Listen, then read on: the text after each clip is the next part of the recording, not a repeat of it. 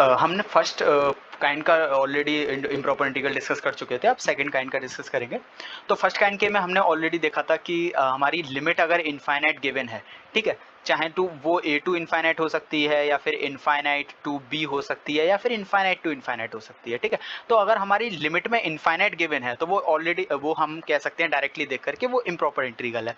लेकिन second kind के integral में हमने देखा कि अगर मेरे पास लिमिट गिवन है और उस लिमिट को अगर मैं फाइनाइट लिमिट को अगर मैं फंक्शन के अंदर डाल रहा हूँ तो उसके बाद मेरे को क्या मिल रहा है, इनफाइनाइट मिल रहा है, ठीक है, या फिर अनबाउंडेड मेरा फंक्शन मिल रहा है, ठीक है, इन्फिनिटी की फॉर्म में मेरे को आंसर मिल रहा है, तो मैं कह सकता हूँ कि वो मेरा क्या है, इम्प्रॉपर इंटीग्रल है, ठीक है। तो यहाँ पर हम इसके बेसिस पर देखेंगे कि अगर हम लिमिट को अगर पुट कर रहे हैं तो लिमिट को पुट करने के बाद हमारा इंटीग्रल का आंसर अगर इनफाइनाइट मिलता है तो वो हमारा क्या होगा, सेकंड काइंड का इम्प्रॉपर इंटीग्रल होगा, ठीक है। तो इसमें हम फर्स्ट पार्ट देख चुके थे, सेकंड काइंड का फर्स्ट पार्ट हम देख चुके थे जिसमें हमारा लोअर लिमिट अगर मैं उसमें रखता हूँ, इफ x इक्वल्स टू ए पर अगर मैं उसकी लिमिट को रखूंगा फंक्शन को इंटीग्रेट करने के बाद, तो मेरा जो फंक्शन है वो इनफाइनाइट आंसर दे रहा है। तो वो किसकी वजह से है, ए की वजह से, लिमिट ए की वजह से, यानी कि लोअर लिमिट की वजह से। तो उसको अगर मेरे को प्रॉपर में कन्वर्ट करना है तो मैं क्या करूंगा, उसमें लिमिट में कुछ ऐड कर दूंगा, तो अब मेरी ये ए नहीं रही, ए प्लस डेल हो गई, तो अब मैं उसके बाद ए प्लस डेल को इस फंक्शन के अंदर रख सकता हूँ और वो मेरे को इनफाइनाइट आंसर नहीं देगा। और मैं लगा दूंगा limit del tends to zero, तो अब ये इम्प्रॉपर से किस में कन्वर्ट हो गया, प्रॉपर में, ठीक है।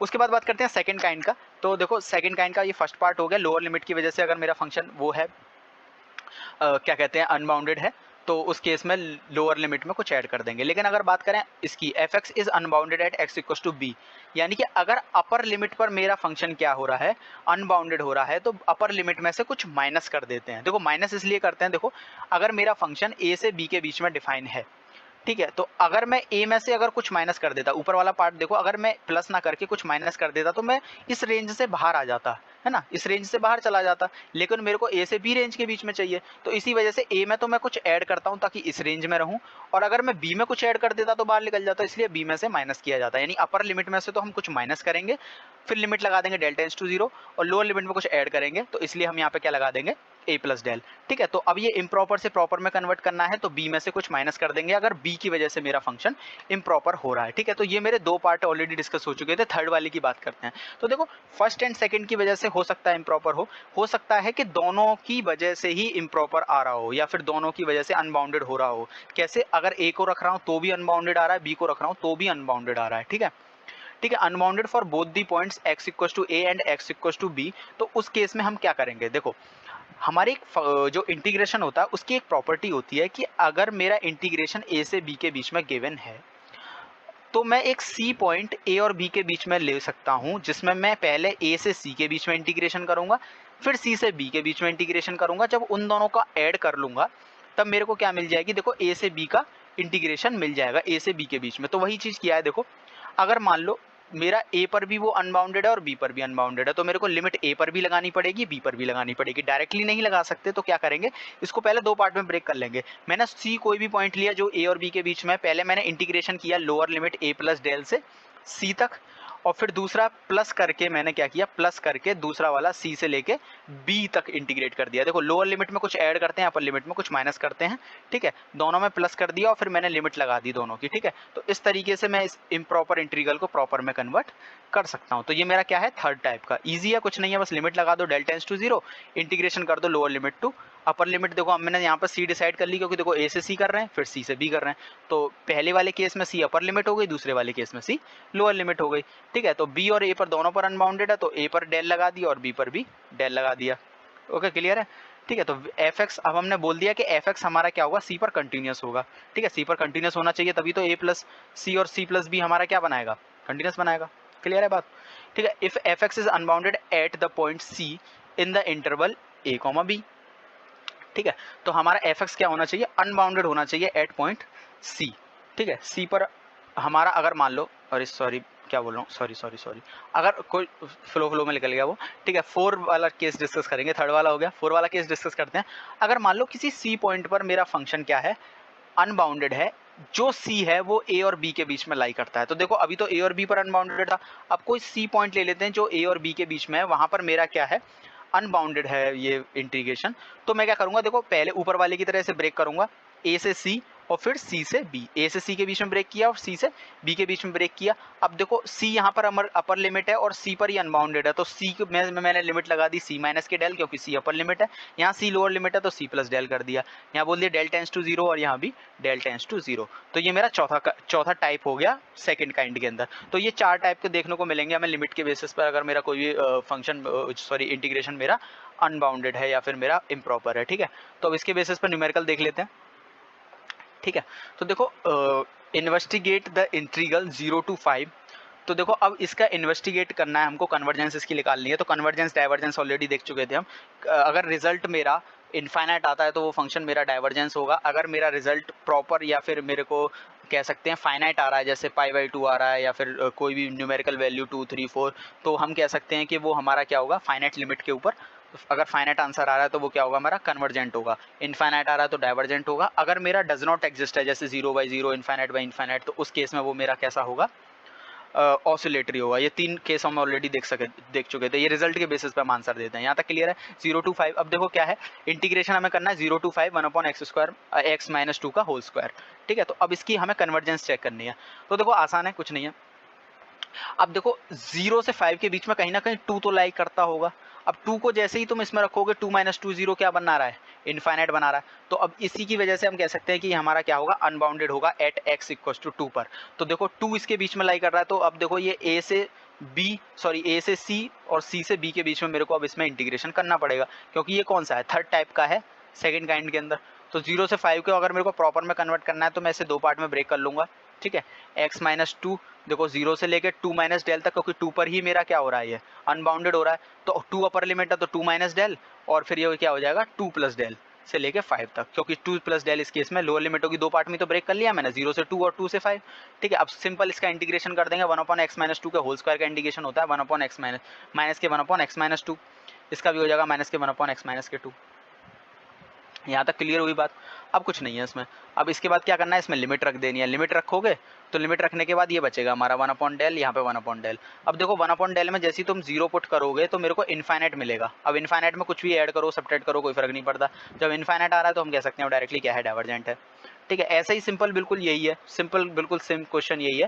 देखो अब 2 से लेके -2 के बीच में कहीं ना कहीं 0 आता है। अब 0 को जैसे ही तुम इसके अंदर रखोगे तो हमें मिलेगा ये क्या, इनफाइनाइट। तो इनफाइनाइट पे ये मतलब 0 पे क्या हो रहा है, ये वो हो रहा है, अनबाउंडेड हो रहा है। तो 0 पर जब अनबाउंडेड है तो हम इसे 2 पार्ट में ब्रेक करेंगे, -2 से लेके 0 और 0 से लेके 2। अब देखो 0 पर अनबाउंडेड है तो अपर लिमिट में -del और लोअर लिमिट में +del करेंगे। ठीक है, कुछ नहीं है। 1/x⁴ का इंटीग्रेशन क्या होगा, x⁴ को ऊपर लेके जाओ, -6 + 1 -6 + 1 -6 + 1 क्या हो गया, -5। तो नीचे आ गया -5, ऊपर आ गया x⁻⁻5, x⁻⁻5 को नीचे लेके जाओगे तो क्या आएगा, x⁻5। ऐसे यहाँ पे -1/5 x⁻5 आ जाएगा। ठीक है, तो अब कुछ नहीं है, अब कुछ नहीं है, लिमिट रखनी है बस इसकी। और जैसी लिमिट रखोगे तो फाइनली हमको डेल मिलेगा, देखना है यहाँ पे। ठीक है, डेल बच रहा है सब में। अब डेल की वैल्यू जैसी रखोगे तो फिर इनफाइनाइट हो गया। इनफाइनाइट में कुछ भी ऐड करो, सब्ट्रैक्ट करो, आंसर इनफाइनाइट आएगा। तो हम अगेन कह सकते हैं क्या है हमारा, ये डाइवर्जेंट है आंसर के बेसिस पर। ठीक है, क्योंकि इनफाइनाइट पे अगर आंसर रिजल्ट हमारा इनफाइनाइट आता तो वो डाइवर्जेंट हो जाता है। अब तीसरा केस देख लेते हैं। ठीक है, इवोल्यूट द इम्प्रॉपर इंटीग्रल। ठीक है, देखो 0 से लेके 3। अब देखना ये हमारा सेकंड काइंड का दूसरा पार्ट है, जिसमें हमारी अपर लिमिट रखने पर जैसे ही मैं 3 रखूंगा तो क्या बन रहा है, ये मेरा 3 - 3 0 1/0 इनफाइनाइट। तो अब हम इसके कह सकते हैं कि 3 पर ही अनबाउंडेड है। तो अपर लिमिट पर अनबाउंडेड होने पर क्या करते थे, अपर लिमिट में उससे कुछ माइनस कर देते हैं, डेल = 0 कर देंगे। ठीक है, उसके बाद इसका इंटीग्रेशन करेंगे तो अब 3 - x की पावर ऊपर क्या हो जाएगा, -1/2। ठीक है, -1/2 + 1 -1/2 + 1। ठीक है, अंदर वाले का डिफरेंशिएशन भी करोगे क्योंकि माइनस लगा हुआ है, तो डिफरेंशिएशन से नीचे मल्टीप्लाई करोगे तो यहाँ ऊपर क्या आ जाएगा, माइनस आ जाएगा। ठीक है, इसको इंटीग्रेशन करना सिंपल है, कुछ नहीं है। उसके बाद इसमें लिमिट रखोगे, लिमिट रखने के बाद यहाँ डेल बचेगा, यहाँ बचेगा ये। ठीक है, क्योंकि यहाँ 0 रखोगे ना एक बार तो यहाँ बचेगा ओनली 2√3। ठीक है, तो यहाँ 2√3 बचेगा। डेल की लिमिट जैसे यहाँ लगा दोगे तो ये पार्ट हो गया 0, बचा क्या, 2√3 हमारी फाइनाइट होती है, तो हम कह सकते हैं ये हमारा कन्वर्जेंट है।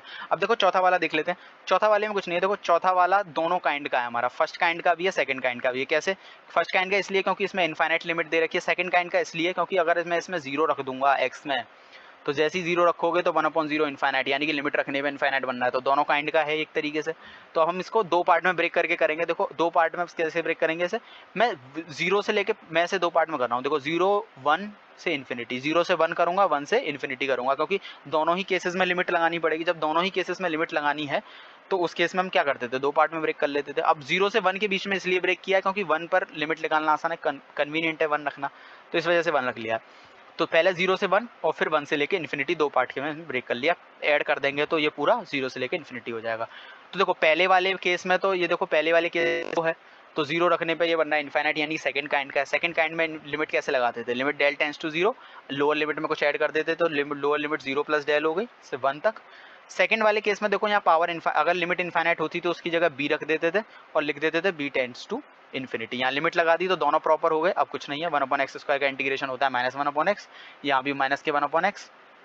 अब इसमें लिमिट रख देंगे -1 ये हो जाएगा डेल, ये हो जाएगा माइनस के b+1, ठीक है। अब ये -1 से +1 कैंसिल होगा क्योंकि ये तो कांस्टेंट है, जो हमारा वेरिएबल है 1/del और b है।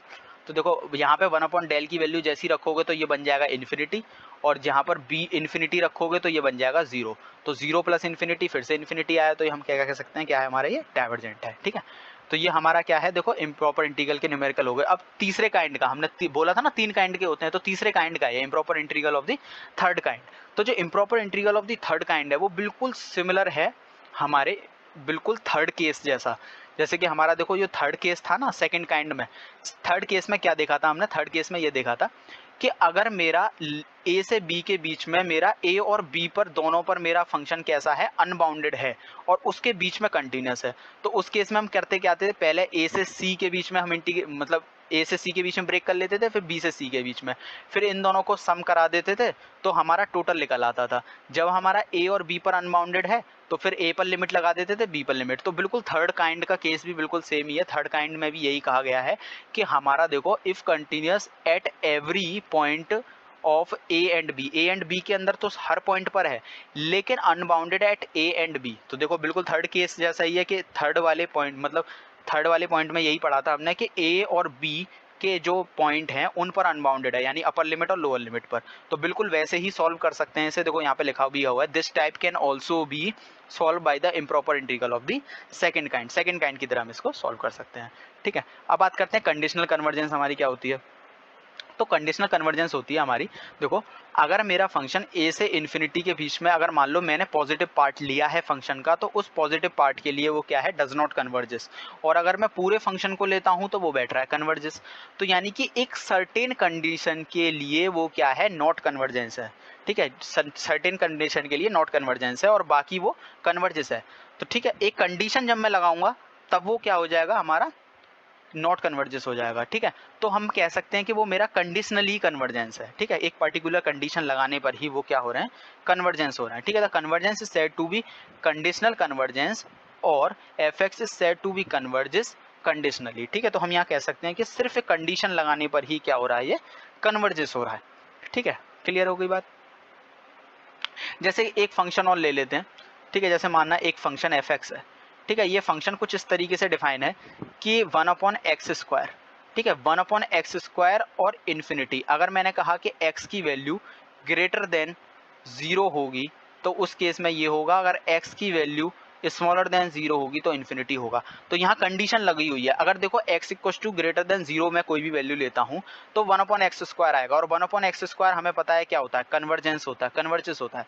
तो 1/x² मेरा क्या है, कन्वर्जेस है। तो मैं कह सकता हूँ कि fx मेरा कंडीशनली कन्वर्जेस है अगर x की वैल्यू ग्रेटर देन 0 रहेगी।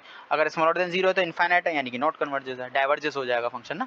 तो कंडीशनली कन्वर्जेंस वो होती है जब एक कंडीशन लगी हो जहाँ पर कंडीशन x = ग्रेटर देन 0 है। यहाँ कंडीशन क्या थी कि fx हमारा पॉजिटिव नहीं होना चाहिए, तब वो क्या होगा, कन्वर्जेंस होगा, ठीक है। डज नॉट कन्वर्जेंस था पॉजिटिव पर, अगर पॉजिटिव हटा देंगे तो फिर वो कन्वर्जेंस हो जाएगा। क्लियर है। उसके बाद हम नेक्स्ट वीडियो पे पढ़ेंगे कि कंपैरिजन टेस्ट हमारा क्या होता है, ठीक है। कंपैरिजन टेस्ट के बेसिस पे ये आइडेंटिफाई करेंगे कौन सा फंक्शन हमारा कन्वर्जेंस है, कौन सा फंक्शन हमारा डज नॉट कन्वर्जेंस है। ओके, तब तक यहाँ तक जो है इसको अच्छे से करना है, क्वेश्चंस इसके लगा लेने, ठीक है। Thank you.